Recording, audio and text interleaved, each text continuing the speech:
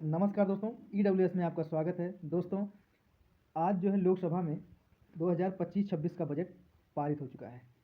निर्मला सीतारमण जी के द्वारा, जो कि वित्त मंत्री रह चुकी हैं, 8 बार बजट पेश कर चुकी हैं। बजट है क्या? क्या इसका संविधान में कोई उल्लेख है? और बजट राज्य का भी कोई होता है क्या? हम इस पर चर्चा करेंगे। सबसे पहले हम जानेंगे बजट क्या होता है। एक वर्ष का जो दस्तावेज होता है उसी को हम बजट बोलते हैं, जिसको बोलते हैं एनुअल फिनेंशियल स्टेटमेंट, वार्षिक वित्तीय विवरण। आर्टिकल 112 में लिखा गया है। तो हम जानेंगे कि क्या स्टेट में भी होता है। हाँ, स्टेट में भी होता है, आर्टिकल 202। अच्छा, ये किस बजट जो है किस राज्य के लिए ज़्यादा कारगर है? तो मधुबन की दुलारी देवी ने एक निर्मला जी को साड़ी भेंट की है, जिसको पहन करके आज उन्होंने लोकसभा में बजट को रखा है। तो इसलिए यह बजट बिहार के लिए कुछ ज़्यादा खास हो जाता है। तो आइए हम बजट की शुरुआत करते हैं। सबसे पहले जानेंगे बजट। बजट जो है इसका टैगलाइन क्या है? बजट का जो टैगलाइन है, विकसित भारत का संकल्प के साथ, यानी 2047 तक भारत को विकसित बनाना। इसकी इस बजट का इतिहास क्या है? आइए स्टार्ट करते हैं। फर्स्ट महिला कार्यवाहक वित्त मंत्री जिन्होंने बजट पेश किया है, इंदिरा गांधी जी ने। इंदिरा गांधी जी ने प्रधानमंत्री के पद पर रहते हुए भी उन्होंने वित्त मंत्री की कार्य को संभाला है। इन्होंने सबसे पहले बजट को पेश किया है। इसके पहले जो है बजट हमारा, अगर पूछते हैं ब्रिटिश भारत का पहला बजट कब पेश हुआ, तो 1860 में जेम्स विल्सन के द्वारा। तो स्वतंत्र भारत का पहला बजट कब पेश हुआ? स्वतंत्र भारत का पहला बजट षणमुखम शेट्टी के द्वारा 1947 में। गणतंत्र भारत का पहला बजट कब पेश किया गया? जॉन मैथेई के द्वारा 1950 में। तो अगर पूछा जाए पूर्णकालिक वित्त मंत्री जिन्होंने पहला बजट पेश किया है, वो हमारी सीतारमण जी हैं, निर्मला सीतारमण जी। निर्मला सीतारमण जी यह बजट लगातार पेश करने वाली पहली वित्त मंत्री हैं, पहली महिला वित्त मंत्री हैं। सबसे लंबा बजट किसने पेश किया है? सबसे लंबा बजट हमारी निर्मला सीतारमण जी ने पेश किया है, 2020 में 2 घंटे 42 मिनट तक। सबसे अधिक बजट पेश करने वाले वित्त मंत्री मोरारजी देसाई, 10 बार इन्होंने किया है। तो 2025-26 में जो बजट पेश हुआ है, कितने समय तक इसका ड्यूरेशन रहा है? तो 77 मिनट, जिसको बोलते हैं 1 घंटा 17 मिनट लगभग, बजट को लोकसभा में रखा गया है। विकसित भारत के 6 बिंदु हैं। क्या क्या है? जीरो पॉवर्टी, जो कि SDG के फर्स्ट गोल में ये रखा गया है कि भारत से पॉवर्टी को, यानी गरीबी को ख़त्म करना। दूसरा आता है 100% क्वालिटी एजुकेशन, SDG का गोल नंबर 4 है, जो कि कहता है कि शिक्षा को उच्च स्तरीय शिक्षा देना। तीसरा आता है हेल्थ, स्वास्थ्य, SDG का गोल नंबर 3 है। इसके बाद आता है 100% स्किल्ड लेबर।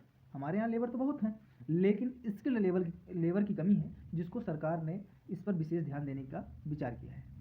इसके बाद महिलाओं का 70% का भागीदारी हर एक किसी कार्य में होना। इसके बाद food basket of the world, हमारे भारत में फसलों को इस तरह से उगाया जाए जिससे कि हर एक मायने में बास्केट के रूप में निकले, जैसे चावल का कटोरा, धान का कटोरा, गेहूं का कटोरा, ऐसे। तो ये रहा। तो बजट का उद्देश्य क्या है? बजट का जो उद्देश्य है, इसके 6 डोमेन में सुधार करना है। कराधान, टैक्सेशन, खाद्यान्न, माइनिंग, विद्युत क्षेत्र, इलेक्ट्रिसिटी एरिया एंड वित्तीय और शहरी विकास विनियामक सुधार। इसके लिए इन्होंने विकास यात्रा में 4 इंजन रखा है, जो कि सुधार इसमें मतलब करना चाहिए, मतलब इसमें सुधार होना चाहिए। सुधार होने के साथ साथ इनके किस किस क्षेत्र में सुधार होना चाहिए, वो इंजन के रूप में डिवाइड कर दिया गया है। सबसे पहले है कृषि। कृषि में प्रधानमंत्री धन धान्य कृषि योजना, यह क्या है? इसमें 100 जिलों को शामिल करके उनका समुचित विकास करना है। जैसे 100 जिला ऐसे जिलों को चुना जाएगा जिसमें देखा जाएगा कि फसलें यहाँ पे इन चीज़ों की कमी हो पा रही है, ये चीज़ का उत्पादन कम है, उन चीज़ों का समाधान करके उन जिलों को निखारना। और साथ ही साथ फसलों के लिए पैसा भी आवंटित किया गया है, और जिससे बताया जा रहा है कि 1.7 करोड़ किसानों को फायदा होगा इससे। फिर दूसरा आता है ग्रामीण संपन्नता और अनुकूलन निर्माण। इसके बाद तीसरा आता है दलहनों में आत्मनिर्भरता मिशन। दाल के उत्पादन में भारत प्रथम स्थान पर है। दाल के उपभोग में भी उपभोक्ता भी हमारे भारत में प्रथम स्थान रखते हैं। तो हमारे जो इस बजट में दाल को बोला जा रहा है कि इस बजट में कि इन दाल को प्रयास किया जाए कि इनकी उत्पादकता बढ़े। कौन कौन सी दाल की? तूर की, उड़द की और मसूर की दाल की, इन सबको बढ़ाने का उत्पादकता बढ़ाने के लिए सोचा गया है। यह जो मिशन है दलहनों में आत्मनिर्भरता मिशन जो है 6 वर्षों तक लगातार चलता रहेगा। इसके आगे आते हैं सब्जियों और फलों के लिए व्यापक कार्यक्रम। फलों और सब्जियों को भी बढ़ाने का प्रयास किया जाएगा। उनके संवर्धन और विकास के लिए सरकार व्यय करेगी। अब आता है बिहार, जिसको हमने सबसे पहले बोला है कि यह जो है बजट बिहार के पक्ष में ज़्यादा है। बिहार में मखाना बोर्ड, मिथिलांचल का मखाना बोर्ड, जो कि मिथिलांचल का जो मखाना है जीआई टैग मिला हुआ, वहाँ पर एक बोर्ड का स्थापना। इसके बाद आता है आगे राष्ट्रीय उच्च पैदावार बीज मिशन। पहले हम इस पर थोड़ा बात कर लेते हैं। जैसे कि बिहार में मखाना बोर्ड की स्थापना हो रही है, वैसे ही हमारे यहाँ निजामाबाद तेलंगाना में भी हो रहा है हल्दी बोर्ड की स्थापना। और कपास उत्पादकता मिशन 5 वर्षों के लिए चलाया जाएगा। किसान क्रेडिट कार्ड, किसान क्रेडिट कार्ड में जो है सीमा को बढ़ा दिया जाता है। 3 लाख पहले था, अगर कोई किसान लोन लेता है तो उसको ऋण के रूप में सिर्फ 3 लाख मिलता था, लेकिन अब उसको बढ़ा करके 5 लाख कर दिया गया है। एक हम आगे थोड़ा देख लेते हैं, यहाँ छोड़े हुए हैं। असम में यूरिया संयंत्र होगा। असम को भी बढ़ावा देने के लिए वहाँ पर यूरिया संयंत्र लगाया जा रहा है। कहाँ लगाया जा रहा है? नाम रूप असम में यूरिया संयंत्र। इसकी जो क्षमता होगी 12.7 लाख मीट्रिक टन क्षमता होगी। इसके बाद आता है ग्रामीण अर्थव्यवस्था के लिए उत्प्रेरक के रूप में भारतीय डाक। देखिए क्या होता है, हमारा जो डाक है, डाक का उपयोग गाँव में हर एक स्थान पे कम हुआ है। उसको डिजिटलाइजेशन करके उसको सेवा के रूप में अर्थव्यवस्था में इस्तेमाल किया जाना, जैसे पैसा लेना है, क्रेडिट कार्ड बनवाना है, कोई भी चीज़, लगभग अगर देखेंगे आधा बैंक का वर्क भी उसको दे दिया जा चुका है। इसके बाद आता है दूसरा इंजन, जिसको बोलते हैं एमएसएमई। एमएसएमई जो होता है माइक्रो स्मॉल मीडियम एंटरप्राइजेस, इसमें इसके परिभाषा में बदलाव किया गया है। पहले क्या था? पहले था एमएसएमई में जो निवेश होता था, एमएसएमई को निवेश और टर्नओवर के आधार पर बांटा गया था।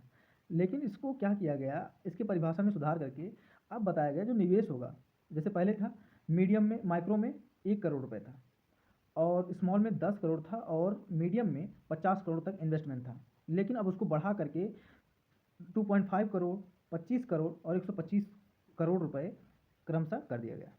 टर्नओवर भी 100 करोड़, 10 करोड़, 100 करोड़, 500 करोड़ रुपए रख दिया गया। इसके बाद हम आगे चलते हैं उद्यम पोर्टल। अब उद्यम पोर्टल व्यापारियों के लिए था, जिसमें 5 लाख सीमा वाले क्रेडिट कार्ड के कार्य जो होते थे, अब 10 लाख क्रेडिट कार्ड जारी कर दिए जा चुके हैं, जो कि अब व्यापारी जो है 5 लाख के सीमा तक कार्ड में एक जो उद्यम पोर्टल के तहत 5 लाख रुपए पा सकेंगे, और इसके लिए 10 लाख क्रेडिट कार्ड जारी किए जाएंगे। इसके बाद 5 लाख एसटी एससी महिलाओं के लिए एक नई योजना शुरू की जाएगी। 5 वर्षों दौरान 2 करोड़ का सावधि ऋण उपलब्ध होगा।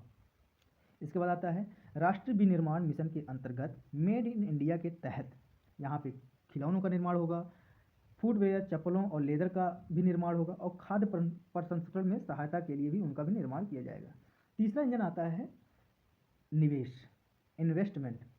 अटल टिंकरिंग प्रयोगशाला, ये क्या है?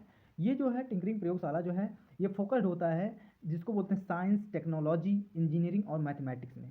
इसमें 50,000 अल्टर टिंकरिंग लैब खोले जाएंगे। इसके बाद आता है ब्रॉडबैंड कनेक्टिविटी। ब्रॉडबैंड कनेक्टिविटी अब बताया जा रहा है जो एजुकेशन के क्षेत्र में अब क्या किया जाएगा, पूरी तरह से एजुकेशन क्षेत्र में ब्रॉडबैंड कनेक्टिविटी दिया जाएगा। इसके बाद आता है भारतीय भाषा पुस्तक स्कीम। ये बहुत अच्छा स्कीम है, जिसके अंतर्गत हमारे भारत में बोली जाने वाले 22 भाषाओं में पुस्तक को लॉन्च किया जाएगा इन डिजिटल फॉर्म में। इसके बाद आता है राष्ट्रीय कौशल उत्कृष्टता केंद्र। ये पूरे भारत में 5 खोले जाएंगे, और make for India, make for the world, यानी यहाँ इंडिया के लिए और पूरे संसार के लिए एक ऐसे संयंत्र का स्थापना किया जाएगा, और वहीं पर ये सब बना करके भेजने का विचार किया गया है। शिक्षा हेतु एआई उत्कृष्टता केंद्र में 500 करोड़ का व्यय करेंगे। इसके बाद चिकित्सा शिक्षा का विस्तार, अगले 5 वर्षों में 75,000 सीटें जोड़ने का लक्ष्य रखा गया है। अभी जो है मेडिकल कॉलेज और हॉस्पिटल में 10,000 सीटें जोड़ी जाएंगी। इसके बाद डे केयर कैंसर सेंटर, 3 वर्षों में जिला अस्पतालों में डे केयर कैंसर सेंटर खोले जाएंगे। 2025-26 में 200 केंद्र का स्थापना किया जाएगा। एक आता है पीएम स्वानिधि योजना, ये भी चलाया जाएगा। इसके बाद जल जीवन मिशन, ये जो था ऐसा कहा गया था कि सभी के हर घर जो है नल की व्यवस्था की जाएगी। 2025 तक मिशन रखा गया था, नहीं पूरा हो सका तो 2028 तक बढ़ा के कर दिया गया, जिसमें कहा गया कि 100% कवरेज कर दिया जाएगा। विद्युत क्षेत्र में सुधार करेंगे। परमाणु ऊर्जा मिशन, जब हमारे अटल बिहारी वाजपेयी जी के द्वारा क्या हुआ था कि परमाणु ऊर्जा में के लिए बैन कर दिया गया था, तब से हमारे भारत के जो मुखिया लोग हैं, प्रधानमंत्री जी हैं, ऐसा उनका विचार है कि परमाणु ऊर्जा का संयंत्र स्थापित किया जाए, जिससे हमको बार बार किसी का इंतजार ना करना पड़े। इसके लिए परमाणु ऊर्जा मिशन के तहत 20,000 करोड़ रुपए का निवेश किया गया है, जिसमें जो है लघु मॉड्यूलर रिएक्टर जिसको बोलते हैं 2033 तक स्वदेशी रूप से विकसित कम से कम 5 रिएक्टर तैयार किए जा रहे हैं। इसके बाद अनुसंधान विकास और नवाचार 20,000 करोड़ का आवंटन किया गया है। आइए थोड़ा ऊपर देख लेते हैं यहाँ पे। इसके बाद आता है परिसंपत्ति मौद्रीकरण योजना। इसके आगे हम चलते हैं शहरी चुनौती फंड, शहर में जिन चीज़ों से चुनौती की जा रही उनके लिए 1 लाख करोड़ रुपए का आवंटन किया गया है। सामूहिक विकास निधि, जिसमें 49% सरकार देगी, बाकी 25,000 करोड़ रुपए का संग्रह खुद से करना है। इसके बाद उड़ान सुने होंगे कि आप बीच में सुने होंगे कि उड़ान के तहत जो है हर गरीब जो है अब एरोप्लेन से उड़ सकेगा। इसके लिए अब 120 देशों तक हमारे भारत का एरोप्लेन जा सकेंगे, वहाँ तक उड़ान भर सकेंगी और 10 वर्षों में यह जो है पूरा किया जा सकेगा। भविष्य में बिहार की ज़रूरत, ऐसा बोला गया है कि हमारे बिहार में किन किन चीज़ों की ज़रूरत है। तो ग्रीनफील्ड एयरपोर्ट, पश्चिमी कोसी नहर एक्टिव करना है, मिथिलांचल का जो मखाना है जीआई टैग जिसको मिला वहाँ बोर्ड की स्थापना करना है। इसके बाद आता है PM research fellowship. PM research fellowship के तहत जो है रिसर्च करने वाले सभी लड़कों को 10,000 रुपये तक दिया जाएगा। आप कहेंगे कि ऐसे ही दिया जाएगा, नहीं, रिसर्च करने वालों को।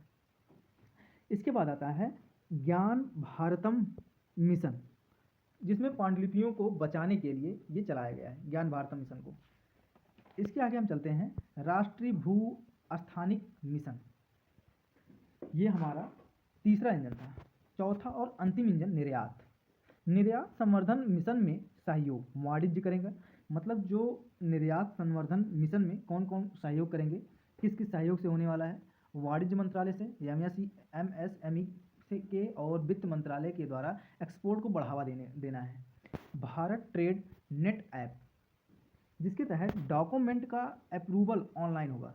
पहले क्या हुआ करता था कि किसी चीज़ को बढ़ावा, मतलब किसी डॉक्यूमेंट को पास करवाने के लिए बार बार कर्मचारियों का चक्कर काटना पड़ता था, कार्यालयों का चक्कर काटना पड़ता था। सरकार ने इसके लिए क्या कहा कि अब ये सब नहीं होगा, अब डायरेक्ट जो है आप ऑनलाइन कर दे रहे हैं, जिसमें ट्रांसपेरेंसी बढ़ेगी और आप जल्दी से जल्दी अप्रूवल पा सकेंगे, जिसमें लाल फीताशाही को ख़त्म किया जाएगा। सुधार में बोला गया इंश्योरेंस में एफडीआई को 74% से बढ़ाकर 100% कर दिया गया है। फिर और दूसरा क्या होता है, ग्रामीण क्रेडिट स्कोर फ्रेमवर्क विकसित करना है, सार्वजनिक क्षेत्र और ग्रामीण क्षेत्र दोनों में। वर्ष 2025 में राज्यों का निवेश अनुकूल सूचकांक शुरू किया जाएगा। कर सुधार, प्रत्यक्ष कर है, इनकम टैक्स एक्ट 1961, ऐसा बोला गया है कि जो अभी तक हम लोग जो टैक्स कलेक्शन कर रहे हैं, प्रत्यक्ष करों को हम कर रहे हैं, इसमें नया सुधार करके हम अभी नया सुधार करने का एक प्रस्ताव पारित करेंगे, एक विधेयक लाने का प्रस्ताव करेंगे। इकोनॉमिक सर्वे के अनुसार राजकोषीय घाटा की कितना है, 2023-24 में 5.6 था, 2024-25 में 4.8 और 25-26 में जो होता है 4.4% रही है। अच्छा, क्या क्या चीज़ें सस्ती होंगी? सस्ती होने के लिए समझ लीजिए, लेदर के सामान, मोबाइल, ईवी को सरकार बढ़ावा देने के लिए प्रधानमंत्री ईवी योजना के तहत, और एलईडी होगा, एलसीडी होगा, टीवी वगैरह ये होंगी। और साथ ही साथ सबसे जो मुख्य है, 36 जीवन रक्षक दवाओं और औषधियों को छूट प्राप्त सूची में रखा गया है। 6 दवाओं को 5% शुल्क वाली सूची में रखा गया है, और जो कि 12 लाख तक टैक्स फ्री। जीरो से ये जो रखा गया है, आइए इसको थोड़ा समझ लेते हैं। 0 से 4 लाख रुपए तक 0% टैक्स है, यानी फ्री है बिल्कुल। 4 से 8 लाख रुपए में 5%, 8 से 12 लाख के लिए 10% का टैक्स लगेगा, 12 से 16 लाख के लिए 15% का टैक्स लगेगा, और 16 से 20 लाख के लिए 20% का टैक्स, 20 से 24 लाख के लिए 25% का टैक्स, और 24 लाख के ऊपर अगर जाता है तो 30% का टैक्स लगेगा। आइए हम जानते हैं हमारा रुपया कहाँ से आता है और कहाँ जाता है। पहले हम जानते हैं आता कहाँ से है। उधार से, यानी 100 रुपये है उसका 24 रुपये उधार से आता है। जीएसटी से 18 रुपये आता है, आयकर से 23 रुपये आता है, और निगम कर से 17 रुपये आता है। जाता कहाँ है? राज्यों का हिस्सा, ब्याज की अदायगी, इसमें चला जाता है। अच्छा, हम लोग का जो हमेशा पूछा जाता है कि बजट में कितना रुपए किस क्षेत्र में खर्चा किए गए हैं, हम ज़्यादा से ज़्यादा मोटा मोटी 3-4 को हम समझ लेते हैं। आइए समझते हैं। रक्षा में 4,91,772 करोड़ रुपए, ग्रामीण विकास में 2,66,817 करोड़ रुपए, ग्रामीण विकास के लिए, यानी हमारे जो भारत में प्रधानमंत्री जी का जो सपना है विकसित भारत का, उसको कंप्लीट करने के लिए इसमें 2,66,817 करोड़ रुपए इन्वेस्ट किए गए।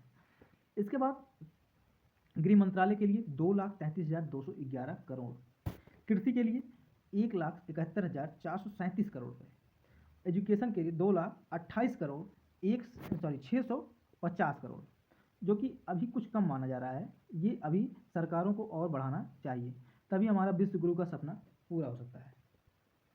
दोस्तों, ये रहा पूरा निर्मला जी सीतारमण का 1 घंटा 17 मिनट का बजट, जो कि हम आपको 20 से 25 मिनट में कवर कर दिए हैं। कैसा लगा यह वीडियो? अगर अच्छा लगा हो तो लाइक ज़रूर करिए, अपने दोस्तों में शेयर करिए। इतना धैर्य से सुना, इतना ध्यान सुना, इसके लिए बहुत बहुत आभार।